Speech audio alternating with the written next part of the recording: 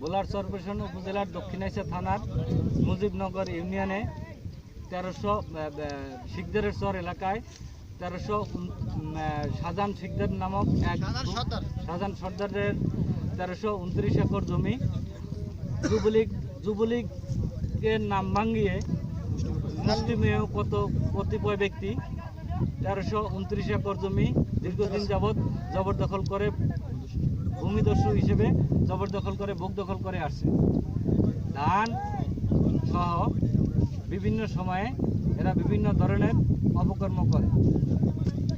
ইতিমধ্যে শাহজাহান সর্দারের সপক্ষে মাননীয় জজ সিনিয়র সহকারী জজ আদালত চরপেশন অস্থায়ী নিষেধাজ্ঞা জারি করলে স্থানীয় কর্মরত সকল লেবার সর্দার সহ তাদের জমি ভোগদাতারা জমির কার্যক্রম বন্ধ রাখার জন্য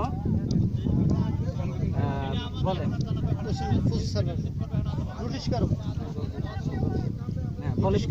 নোটিশকারক প্রসেস সার্ভেয়ার তাদেরকে কার্যক্রম স্থগিত রাখার জন্য নির্দেশ করেন। আদিত্য জাহিদ দৈনিক আমাদের সময় চরপেশন ভোলা।